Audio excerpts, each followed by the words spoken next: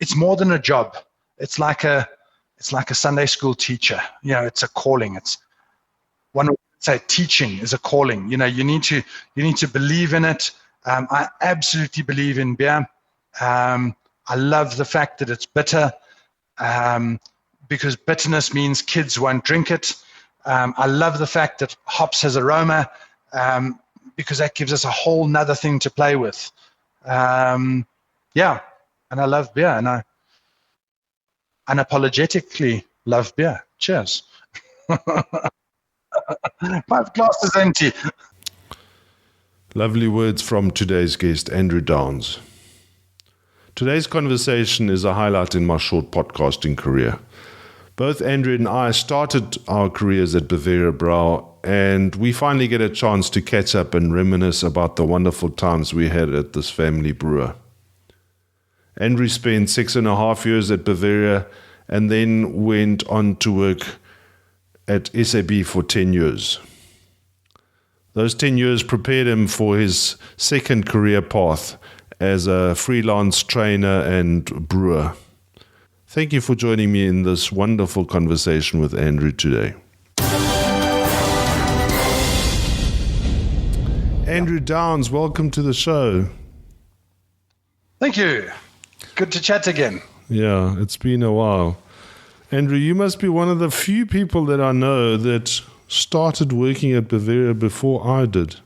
I just had a look on your LinkedIn profile. You started there in 1992. That's a long time ago. It was a student job. It started off as a student job. Okay.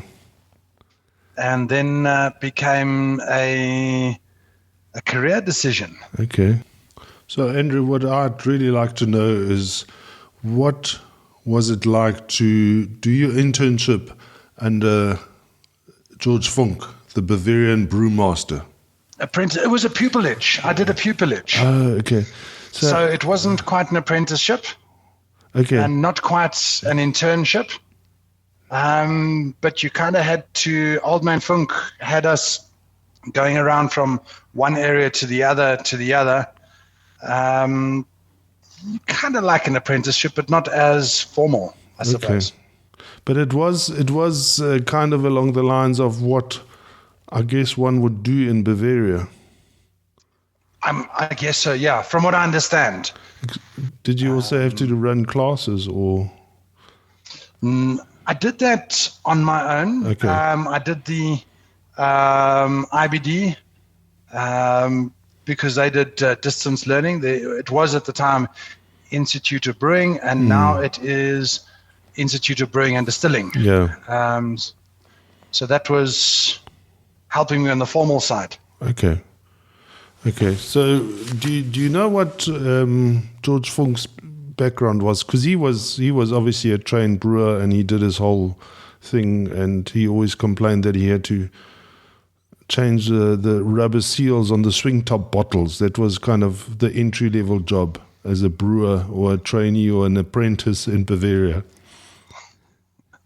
I actually don't know his whole story, but I know that he came out to South Africa apparently to work for SAB, and he worked, and then the stories go, and it's also a bit vague now, but he was up in Ndola in northern Zambia, and he was in Bulawayo, I think.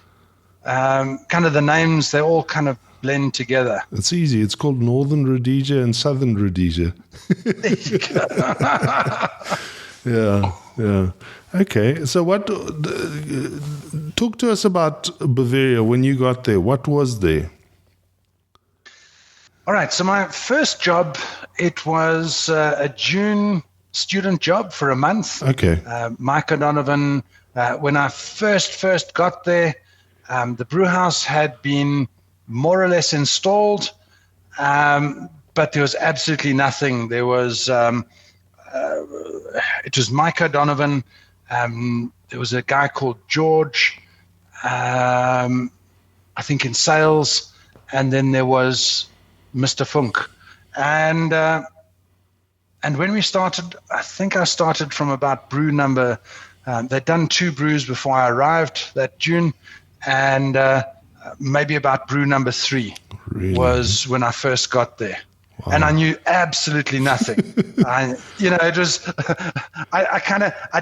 in preparation, read about the brewing process, and nothing prepared me. It was practical. It was connect hose pipes, beer hoses to pumps, connect pumps to tanks, and clean tanks, and transfer beer, and you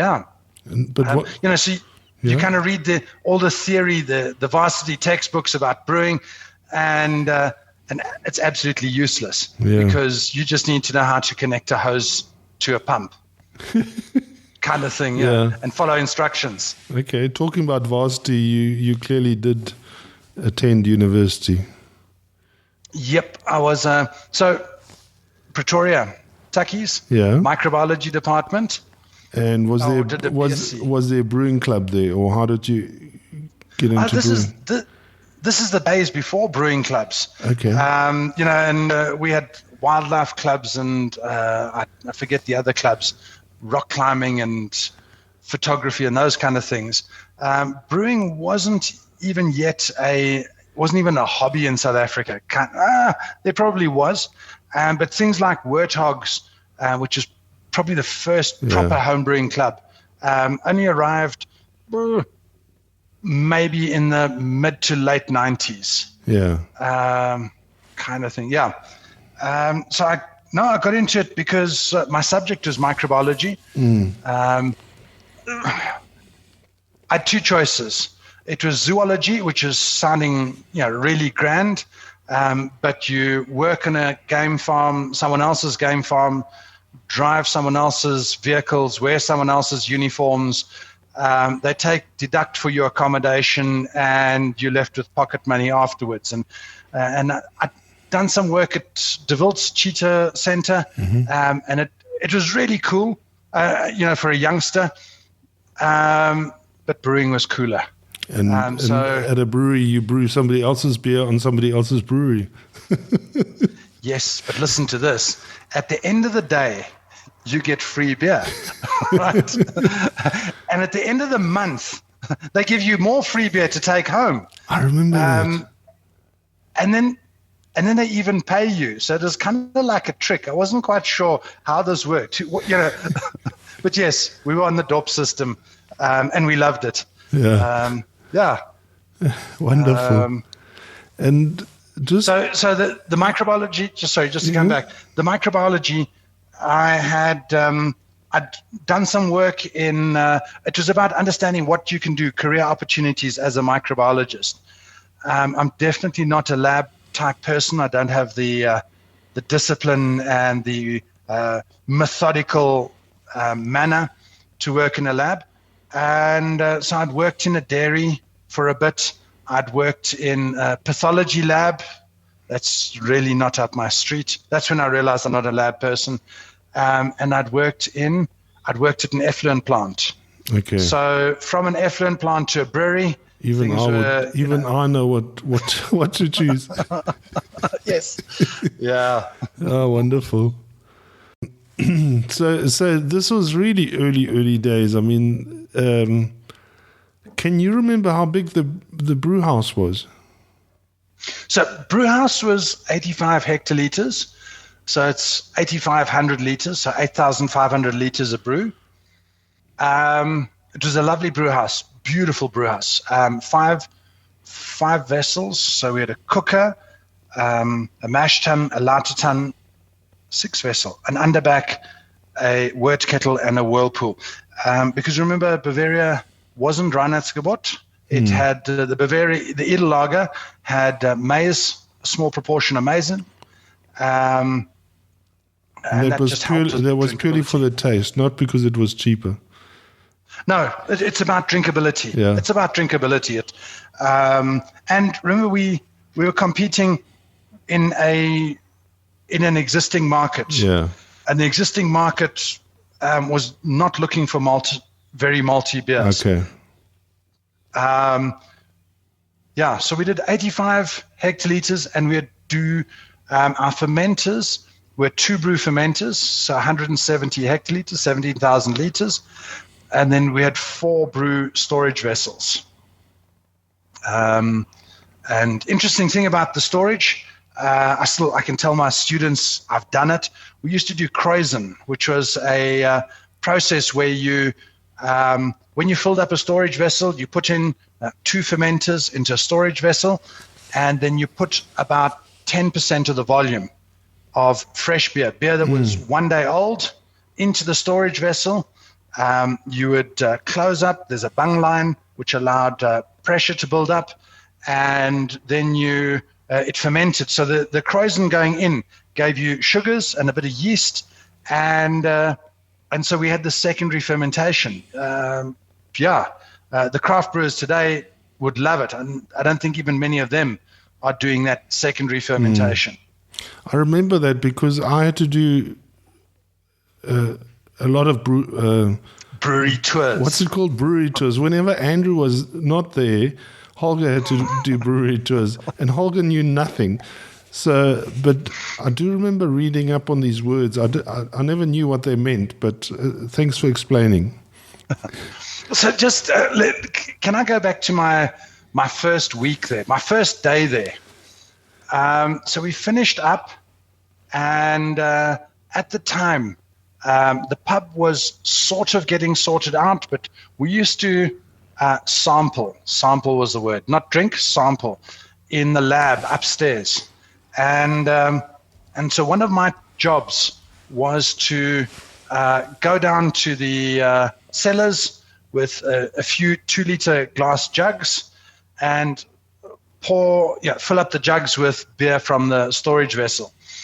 And then on Friday, there was the pub was opened, or not opened, but Mr. Funk and the kind of senior, the execs, had Jeff was the other guy there, had beers in the pub. And I kind of walked down the stairs, peeped in, and here were all these old guys. And I was a youngster, 22 at the age, at that stage. And I looked and I thought, oh, these guys are really intimidating. And I snuck out. And on Monday morning, Mike O'Donovan came and called me in to the brew house, and he said, Andrew, I can't force you to go to the pub, but let me tell you, it's expected you will be there. So yes. And it was that pub was absolutely central to the culture of Bavaria Bräu. Yeah. Friday afternoons were legendary. We'd close, the brewery would finish early, 1:30 on a Friday, and the guests would start arriving in the pub at 3:00. And we normally got out by about 8:00 at night. Yeah. They tried to put in a rule that we'd close the pub last round at 6:00, and then Herr Funk would ask for a Pfiff. Yeah. Just a fifth of a glass. Yes. 4/5 foam, 1/5 beer, just because the conversation was good, and he wasn't quite ready to go home yet, but he'd had enough to drink. Yes. So yeah. Oh, that's a wonderful memory. I remember that fifth. Yeah, and Mike O'Donovan and Donald also used to. I think they even frequented in the week. Absolutely, yeah. In the week we were all there. That eventually became the drinking in the lab was slightly frowned upon, and they opened the pub every day after 5. And that was that free beer, every day draft beer, nothing fresher than the breast. Yeah, wonderful memories. I mean, during those years, I was working in Durban, and so I started in '94, and by 2000, I was finally got a short stint at the brewery, and I just can't tell you how I enjoyed those Friday afternoons. It was wonderful. With a Weisswurst, and Senf, the German mustard, lovely stuff. Yeah, and the bread rolls. So, if you brewed so much beer, where did it go? Was there a market? There absolutely was. it took a while for the guys to get used to the idea. At the time, SAB had done an absolutely sterling job. They'd outcompeted intercontinental breweries and eventually absorbed them. And they very much punted the brand loyalty in the same way that we get now sports team loyalty. No one would ever imagine going from supporting Blue Bulls to supporting the Sharks. Just don't do that. And the same thing there. So our problem was overcoming, when people need to put down their money and they can go for a certain bet. And Castle Lager was that white Toyota Corolla. It's absolutely reliable and there's no risk at all. And then to risk putting down your money on something that may or may not be okay. It was okay, but it just, people were resistant. And I think the other thing that hurt us to some extent was that it wasn't universally available. So if you went from one pub in Schoeman Street, McCoy's, to another pub in maybe Hatfield, you couldn't get your same brand. So you need a brewery needs to get a certain amount of distribution, universal. That's it. Mass. You need to be in a certain amount of at least the same type of pubs. And I think this is what the craft brewing industry is struggling with at the moment. They're not getting a critical mass in a certain area. So they're trying to, from our point of view, send to Cape Town and beers to Kimberley, but it's not the right way. You need to draw a circle. There's an old story of within sight of the brewery chimney, and if you can't see the brewery chimney, well, you're out of your territory.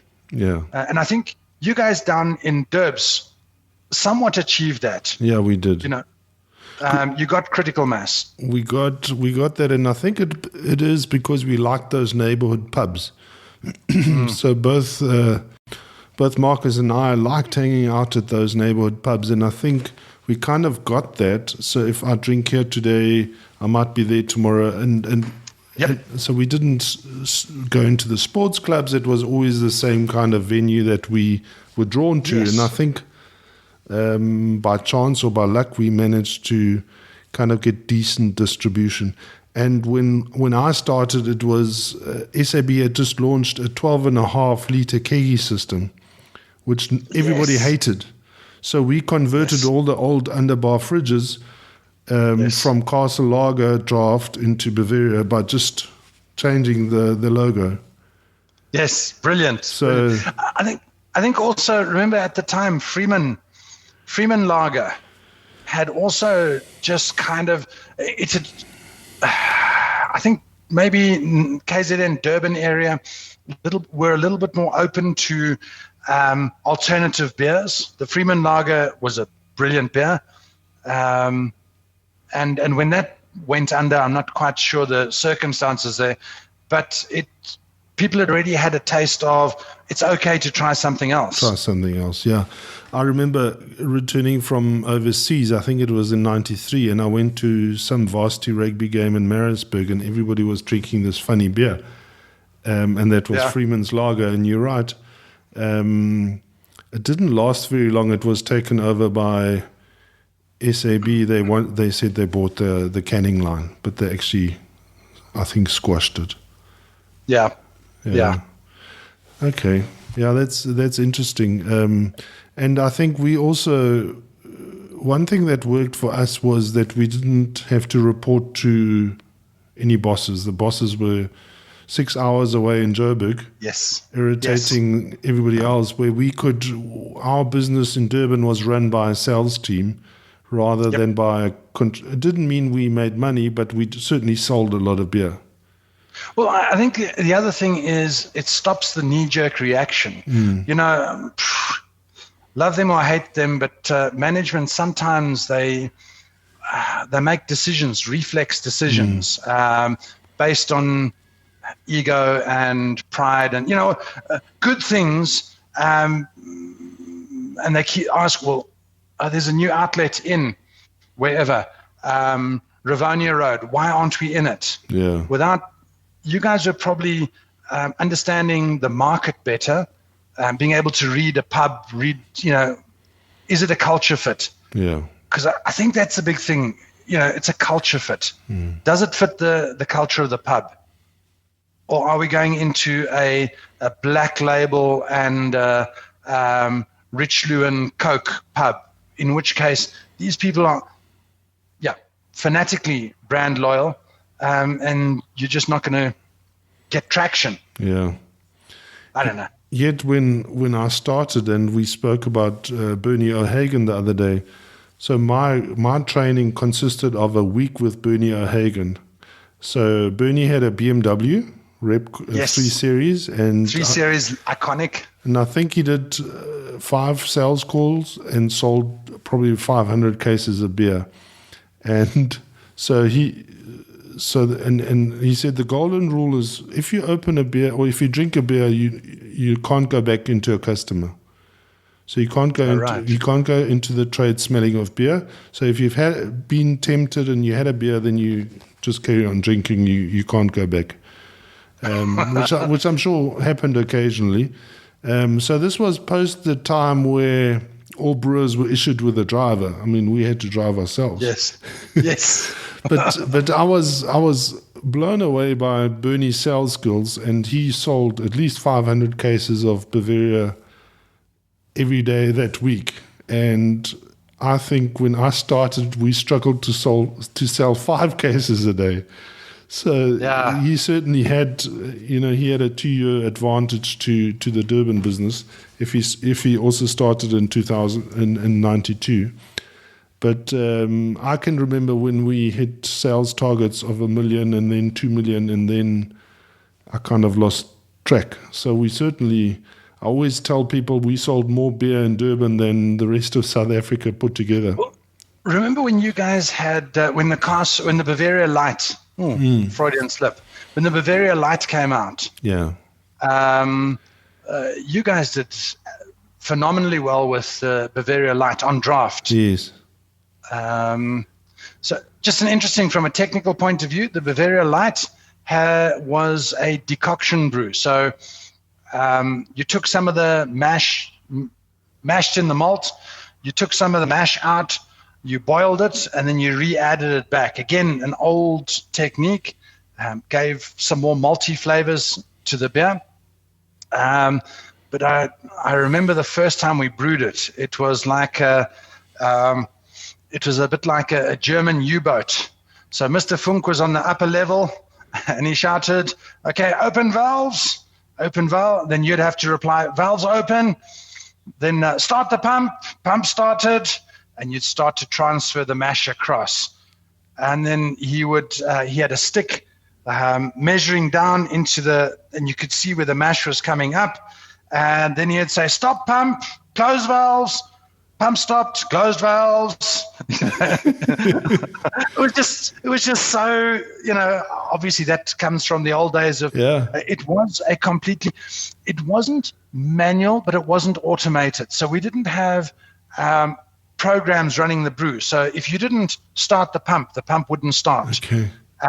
But you could stand upstairs and start a pump, which is downstairs in the corner. So there was a remote control. Yeah.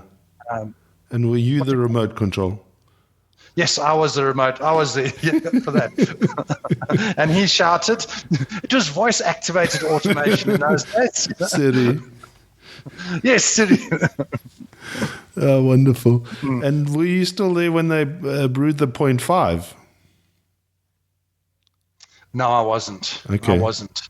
I left in 98. Yeah.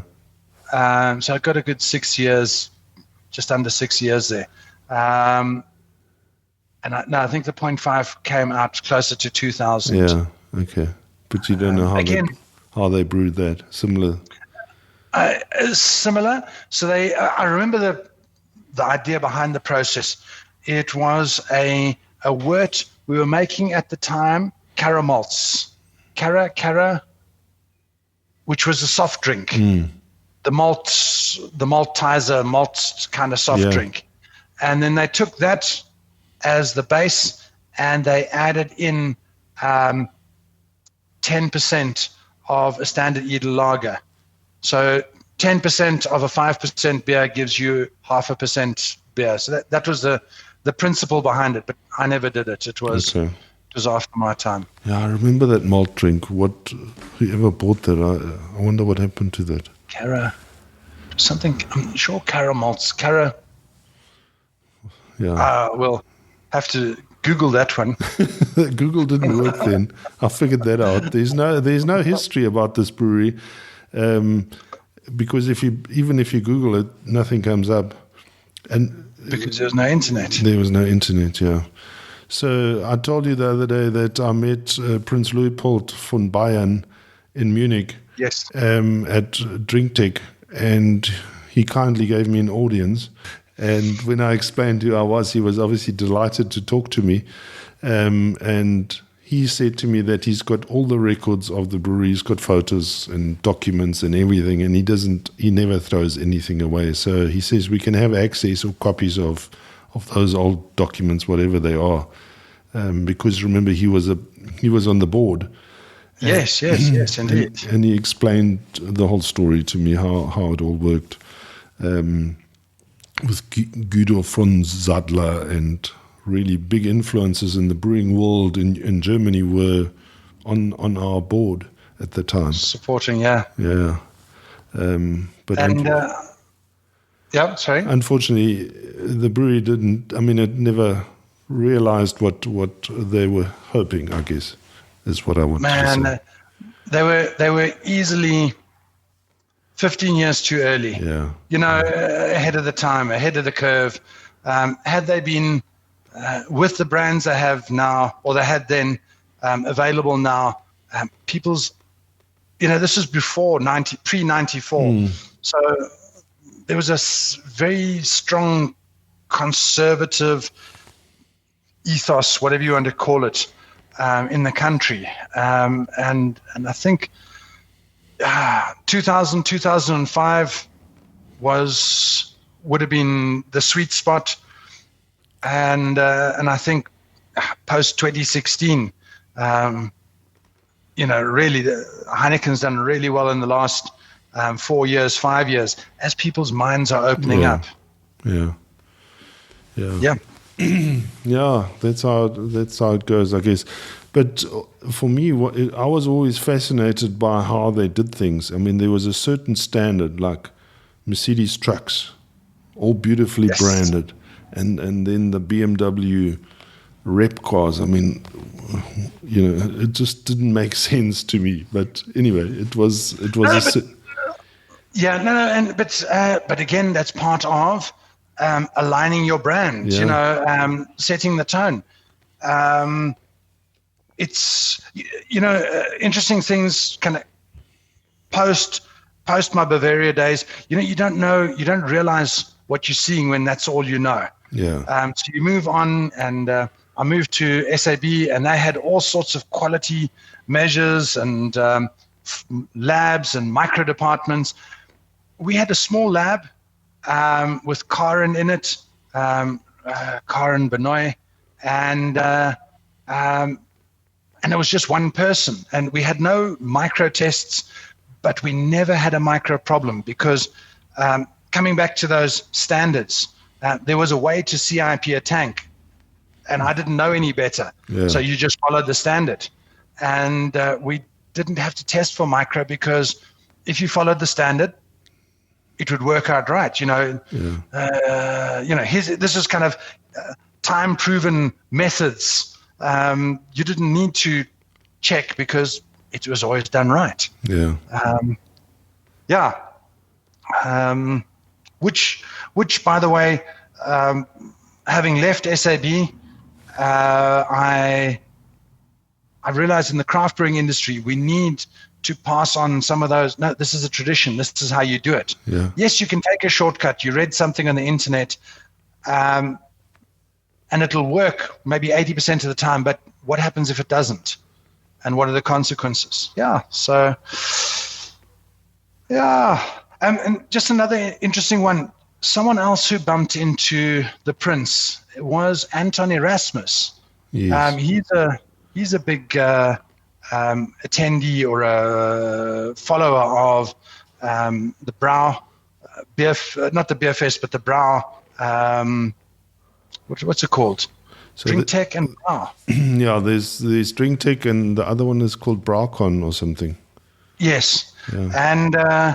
And he's also met the Prince, who's obviously maybe got some fond memories of South Africa or Bavaria. Yeah, and I also met Anton in Munich, and I also have fond memories of Anton in Munich. He's a legend.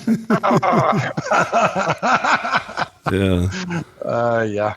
So the Prince has a stand he had a stand at Drink Tech, and obviously there was certain protocol you had to observe when you approached, and there was a butler showing. Oh, wow. Yeah, it was so, especially the Eastern Asian world. Yes. They all lined up and they all wanted to buy into this whole concept of being a partner with a prince and royalty and German tradition, and so he's yes.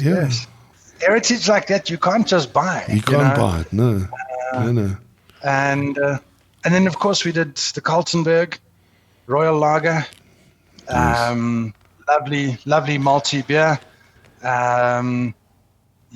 But again, I think would have been great now. It was just before its time. A little bit heavier than so still 5% alcohol, but a bit heavier than the South African beers. In that time, in that era. So, yeah. But wonderful glassware and branding was fantastic. Yes. Even the Bavaria, the glassware, that tulip glass with the gold leaf. I must tell you about one outlet we had, and that was a German club in Westville. Now it's quite I want to not use the word dodgy, but it was quite a lot of regulars, and quite price sensitive. So they're all drinking Castle, and there's only Castle draft, and in the old jug. And I was quite friendly with the manager, and I said to him, "Look, we're gonna put Bavaria," and he says, "Yeah, okay." He says, "But they'll never pay what you want." I said, "Okay," and I figured out that if we get the stem glasses, and so they're slightly smaller than the half liter, and everybody wanted to drink out of that glass, so we converted the whole lot. All those year old men drank Bavaria because we had nice glasses. Yeah. No, and yes, exactly. The impression, it's the brand going all the way down to, you can't, and people don't get it. You can't use unbranded glasses. Yeah. And there's nothing worse than receiving a brand in someone else's glass. Nothing worse. It's, oh man, just rather use an unbranded glass, but don't put my beer in. Don't care if Heineken's got lovely glasses or Castle's got lovely glasses. Just, we'll get you glasses. Yeah. Which is another one of those old contentious issues. There was always this gripe about glassware, and some people believe that the sales reps, their garages were stocked to the roof with glasses, T-shirts, and the poor guys at the brewery, we never got glasses, and there were no T-shirts, and sales reps are suitably dodgy. They've got their whole house is kitted with Bavaria glasses and coasters, and I'm putting it on thick, but you get that. Yeah, not only theirs, also all their friends. Yes. Yeah. So that was a wonderful time, and I think we've all got wonderful memories, especially that Friday afternoon, hey? Absolutely. Yeah. The Friday afternoon. There were a couple of other things. used to do an annual thing at the German consulate residence in just off Jan Smuts. Okay. No, not the embassy, in Joburg. It was just off Jan Smuts Avenue in Joburg. And that would go, you'd start at 8 o'clock in the morning and you'd go until late. There was also the German church in I think Pretoria West, and we'd have a few draft taps there. And I still remember so setting up at kind of 9 o'clock in the morning, and they have a service in the church, and at the end of the service, out come these short, 5'0" German nuns, and they made their way straight. There was no hesitating, no greeting the priest, straight to the draft tap to get their glass of beer. It was lovely. It was lovely. Yeah. Kind of classic. Yeah. And then one of the highlights was the German school in Joburg. Absolutely. But yes. I mean, the Pretoria one was also good. But I remember selling 150-liter kegs at the German school. Yeah. Yes. Wow. 150-liter keg. That's a good sales day. The big truck was there, and that was it. And then I think we sold 30 kegs of Scrumpy Jack or something. Yes. Oh, wow. I'd forgotten. Yeah. Scrumpy Jack. John Murray. John Murray, yes. He's down Natal somewhere. He lives in Ramsgate, yes. Ah, right. Yes. And there's a wonderful podcast with him that I did, because he's obviously got completely different memories. Yes. One of them is when Prince Philip came to open the cider plant. Right. Yeah. But it's well worth a listen. Yeah. Yeah. So once you send me where would I find it? I'll put a link in the notes. Thank you. Yeah. Thank you. And then there was Two Dogs. Two Dogs with Mike Hazeman. That was the other one. Absolutely legend product. Great when it was great. Unfortunately, their launch volumes, their launch batch had a significant H2S sulfur, bad egg sulfur on it, and he made the call to launch. Yeah. And maybe one of those lessons where don't launch until you've got the product absolutely right. We understand the costs, but the costs of not releasing an absolutely perfect, pristine product is the cost is higher of releasing a bad product than the cost of dumping a bad batch. Yeah, and the consequence was that Hooch owned the market and not Two Dogs. Yes. And he'd beaten them initially, but he'd also kind of messed up the reputation. That's how I remember it. The other thing with Hooch is they came with all the different flavors. And he had one flavor. Two Dogs was a once-off lemon. Yep. And the Hooch guys kind of saw it and then came out with all these different flavors and caught people's attention, imagination, whatever. The ultimate girly drink. Yeah. There's a lot of memories. I wish one could capture them all. Hey. Yeah. And what did you do at SAB? So I started there as a project brewer in new product development. Helped with a couple of different products. Some of them you'd remember, some of them you wouldn't. The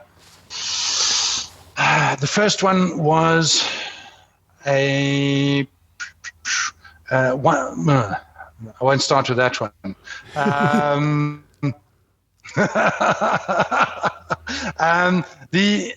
There was a lemon. So they had reds, and then they had a lemon product packaged in a green bottle, green and yellow metallic label, and I cannot remember the name. And so I did a small reformulation. It was a small project, tweaked the flavor a little bit. And then kind of the one I'm quite proud of was Celantes. Yes. Celantes was a ginger beer, a spicy ginger beer. And the Celantes came off a Franson Street product. So SAB had the old brewery, Freeman Lager Brewery, moved up to Johannesburg, to Shamdor Brewery, and it was installed there as the Franson Street Brewery. And we did, there was an ale, there was a wheat beer, there was the ginger beer, I don't remember the other one, I think there were 6 beers. And the Franson Street Ginger did really well, and so we reformulated it into Celantes as a ginger beer. And then I did some work on the reformulation of Lion Lager. You remember when they did? Yes. So what had happened was Lion was in kind of a long-term decline, part of a sine wave. Lion had kind of peaked in 94, maybe, but after that, and now we were sitting around 2000, and it was in decline. And the brand manager, the problem is the beer, and we need to redo the image. And so what they did was at the time, a very successful brand was Hansa, and the brand manager said, we want to reduce the alcohol in Lion Lager from 5% to about 4.5%. And then we want to reduce the color. So what's the color of Hansa? We want it to be around the color. And really, he was just trying to do a Me Too brand, move Lion towards the Hansa. And then they packaged it in a blue and silver can, a blue and silver labeled bottle too. And the consumers that were maybe floundering a little bit, they absolutely hated it.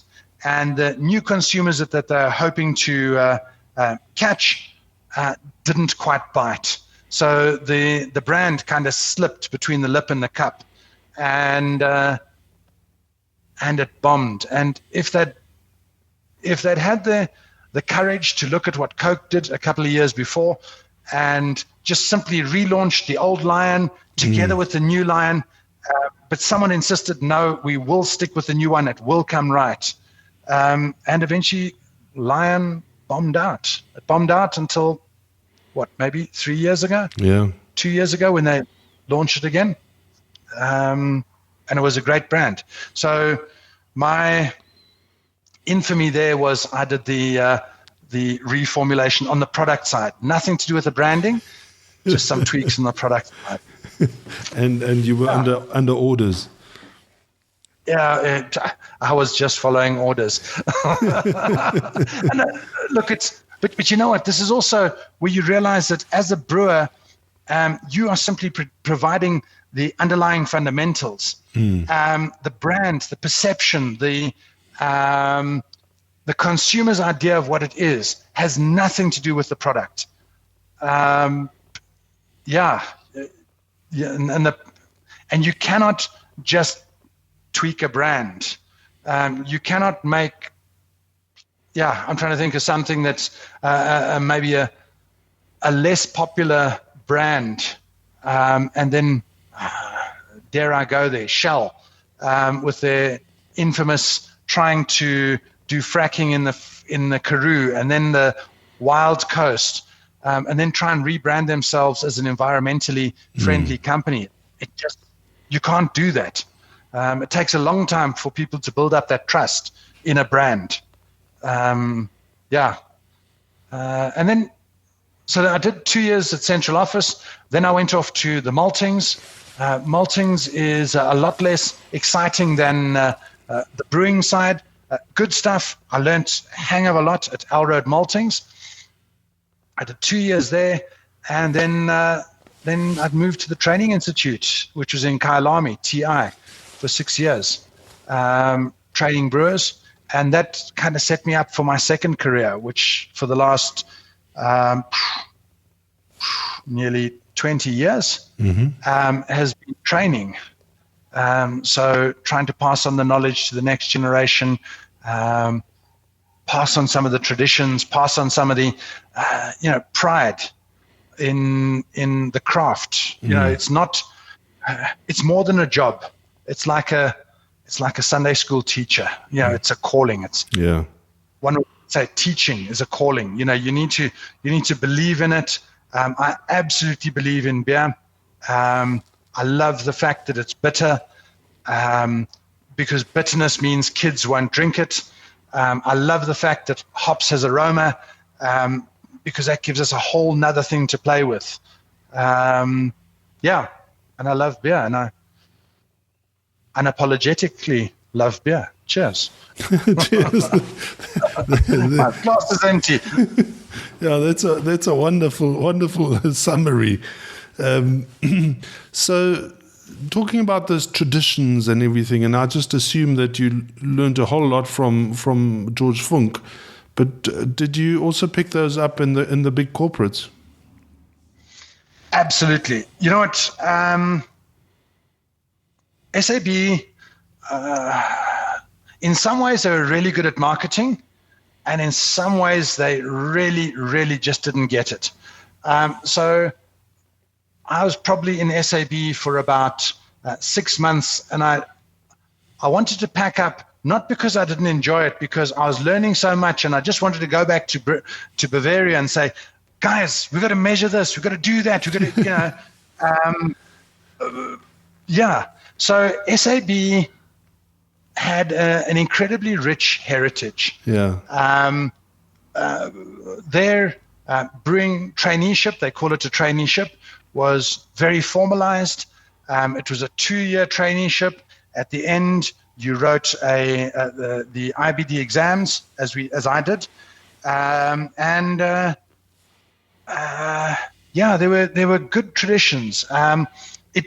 They didn't get to number 2 in the world by mistake. Yeah. They were tough. They took no prisoners. They understood their business in ways that there was a bit of a joke. They would say that they measured everything. They measured absolutely everything. And the joke was, if it moved, you measured it. If it didn't move, you kicked it until it moved, and then you measure it. And if it still didn't move, you painted it yellow and black, right? It was. It definitely took me to the next level. Yeah. And very proud of them as a South African company. They were quite streetwise, not overly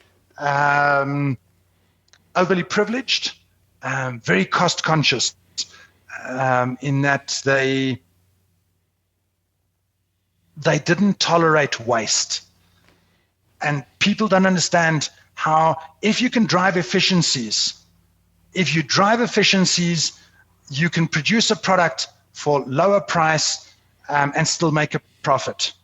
And that's how they kept Heineken out all the years, by keeping the prices down. They outcompeted Bavaria by just, the benchmark was so low, and they were still making huge profits, but they'd kept their costs down. And only when the new incumbent, the new managers came into SAB, have they dropped the ball. Heineken only really got a chance once, and now maybe giving opinion out, but once the AB InBev people came and they made inefficient decisions. Yeah. Yes, outsourcing can work, but you need to understand it to make it work. So outsourcing distribution. Anyway. Breweries definitely had great traditions. They also had free beer after work every day. And they also gave us free beer at the end of the month. And then they even paid us. Can you believe it? Yeah, the highlight of your life. Yeah. Okay.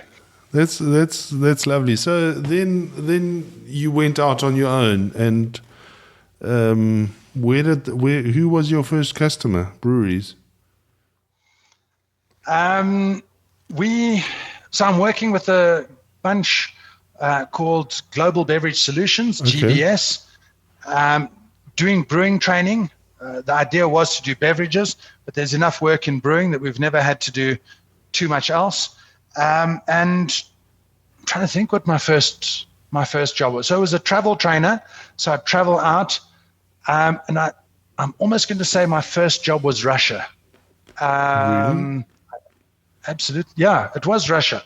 It was Kaluga Brewery in Russia. Kaluga is a city in Russia. It was their Cape Canaveral, the space city of Russia, in the dark days of the Cold War. And we did training in the middle of winter in Russia. Fascinating. And my next posting was Nigeria. So from minus 27 to plus 30. Come home, wash the washing, go out a week later, and it was plus 30. It was, yeah. And the difference in the beer?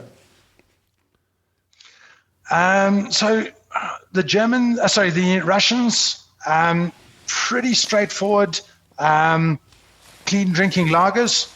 Obviously, big European influence there. It was an SAB brewery. Okay. It now falls under FS, which is a Turkish brewing company. And SAB had gone in there. They'd bought a floundering parastatal, and they brought in their efficiencies, just driving efficiencies, and they made it work. And they got a very good beer out there. It was Lotaya Bochka, Golden Barrel, good, easy drinking pale lager, European Pils. Mm. Yeah. And then Nigeria could have been a dark one. So Nigeria, 2 big customers there, 3 big customers now. So Heineken owns Nigerian breweries, and they do a couple of beers. My favorite one there is Gulda. Gulda is a brown bottle, just a good standard lager. And then Guinness with their stout, FES, 7.2% alcohol. And now lately, for the last probably 10 years, 15 years, has been SAB with Trophy and Hero are the 2 brands there. Those were, and ironically, in about 2000, I'd done work on sorghum brewing, making a lager from sorghum, seeing it as a budget raw material. This local government blocked it. They saw it as anti-competitive. SAB starting to play in the sorghum category, but in Africa, it was a very important way of driving the local agriculture, driving the farmers, the co-ops, the grain handling systems, trucks, all of that. So Hero, I'm trying to think, Goldberg is the Heineken one, Goldberg and Star, and even the Guinness brands are a lot of pale lagers, but made from 80% odd sorghum and 20% malt. It's worked really well. You pick up, as a South African, Maltabella. So you do pick up in the aroma of the beer, you do pick up the Maltabella aroma, but it's definitely a pale lager. Okay. And you must have then just gone on and worked in all sorts of countries. So most of the work is up and down Africa. Anglophone Africa. So Ghana, lovely place. My favorite place, if I ever am forced to leave, Uganda. Uganda, if you ever get the chance, There's a city. It's not quite a city. It's a town just up Lake Victoria from. So you land in Entebbe. Then you've got about 60 kilometers to Kampala, and then another 60 or 80 kilometers to Jinja. And it's at the source of the Nile, where the Nile River flows out of Lake Victoria, and the brewery is on the Nile River, maybe about 200 meters from the source of the Nile. So they draw their water from the Nile River. Just think of the marketing opportunities globally. Yeah. And they got some lovely beers there. So Kenya, Tanzania, been to a few places in Tanzania, Mozambique, Zim, Botswana, and Namibia, to the SAB brewery in Namibia. Wonderful. And then one or two other ones, Sierra Leone. Just when the Ebola outbreak was happening, I was in Sierra Leone. I think the PR, like this whole coronavirus, the PR was much better than the situation on the ground. The television cameras don't show the people going about their normal daily duties. They show everyone in their hazmat suits and dead bodies everywhere. So I was in Sierra Leone when the Ebola outbreak was happening. Okay, and South Sudan? Oh yes, South Sudan. Ginger and Juba. Yeah. That was their beer was White Bull. I was there for probably 5 weeks, 6 weeks, teaching guys who'd previously been child soldiers how to brew beer, how to filter beer. Lovely little brewery from Czech Republic. About the same size as Bavaria, but then whereas Bavaria had one brew house, they had two brew houses. Unfortunately, things went a bit pear-shaped there. A few years later, I couldn't tell you when. And the brewery was mothballed. I did a very interesting podcast with Louis Peters, who was the commercial director at South Sudan, at Juba Breweries. Okay, yes. Yeah. And yeah? No, he's got a lovely stories, and he's a lot of adventure of his travels through Africa. Yeah. So they had Unimogs for delivery vehicles, 4x4 Mercedes, kind of 2 tons. I think they took kind of 2 pallets. And then a very unique distribution model in that people with motorbikes would rock up at the brewery gate, deliver empties, maybe 6 or 8 cases of quarts, empties, loaded on either side of the passenger seat like panniers, then load up 8 cases of fulls, and off they'd go, kind of like the model in South Africa of your ice cream, the guy with the ice cream, tinkle, tinkle, tinkle. And these guys would have these small Indian motorbikes, 125cc motorbikes, 8 cases of beer, cold, and then they'd go off and sell it. A different world, eh? Yeah. I'm trying to think of some others. Mwanza in Tanzania was very interesting. Mwanza had, you're on the lake. So when you did sundowners in the pub, the staff pub at Mwanza, you had the sun setting over Lake Victoria. Magical.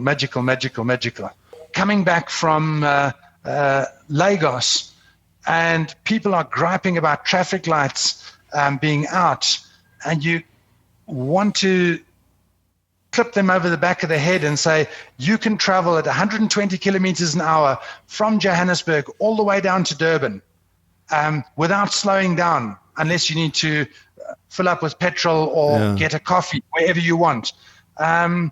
There was a stretch where it was maybe 2 kilometers in Lagos, and in the rain, that could take you 20 minutes because of serious potholes.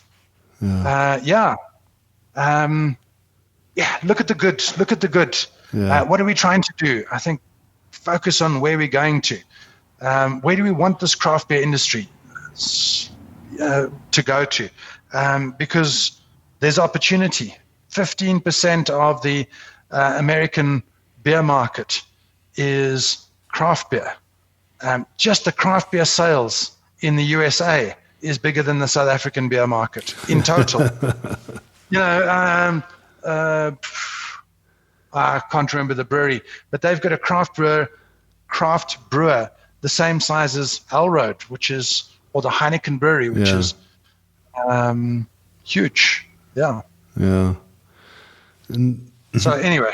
Yeah, tell us about the work that you do with the craft brewers, or is it only with Swagger? I've helped a couple. Okay. It's mostly ad hoc kind of stuff. Swagger is my home base. It's 5 kilometers from home, so I can cycle here, and I do cycle many days.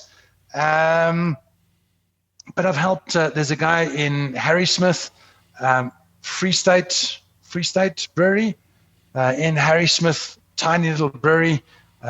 Really energetic guy who is making Lazenby Worcester sauce, and as a hobby for himself, he built a craft brewery. Sounds a bit like George, doesn't it? And I don't think he's doing too well at the moment. He had an idea, he had a model that was very alternative to craft. He wasn't going premium. He was looking very much at mainstream. And he saw himself in the sweet spot between Durban, Prospecton Brewery, and Alroad in Joburg. So he figured he was a furthest for SAB to hit. Then I've helped Mad Giant Eben for a bit. Very independent, bright guy, hugely enthusiastic, hugely professional. Who else have there been? There was Mainstream Brewery. I don't think they're around anymore. In fact, they aren't around anymore. Smack Republic. Smack Republic, yeah. Yes, he's around still, but I did work with the earlier guys. Not so much in the Cape, but really because of the travel, I haven't tried to develop a customer base amongst the craft brewers. So a lot of it would be a phone call and ad hoc advice. We've got this problem, go look at this, that, and the other. The Railroad Brewing Company down your way, some things there, but I've never been to their brewery in Durban. So it's a lot of phone call. Okay.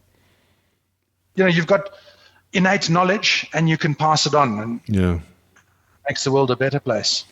Yeah. Makes the beers. Andrew, I'd love to do maybe a follow-up. I think you've got so much to share with us, and it's really been wonderful just to touch base and catch up after so many years. And maybe that follow-up should be at Swagger Breweries. I think that would be great. and we'll do some tasting, and we'll Exactly. Yeah, come have a look. Because so Swagger is my flagship. So I've tried to drive some of the best practices here, drive efficiencies, standardize things. We're doing okay, or they're doing okay. I don't have any ownership in it, but I'm no monetary ownership. But psychologically, I am very much invested here. Yeah. Well, and emotionally. So, yeah. Yeah. Thanks very much, Andrew. And I look forward to visiting you. Yes. When you're up in the area, we'll have a beer here or in Heidelberg. I told you about the brewery, Heidelberg Brewery. The heritage one. The Heritage Brewery. Yeah. Lovely restaurant, decent Eisbein, proper decent Eisbein. And they had a Kaltenberg flag up on the wall as decoration. So absolutely. I'll buy you a beer. Thank you for listening to our stories here online. In the show notes, you will also find a link where you can subscribe to become part of our community and be notified when we upload our latest content.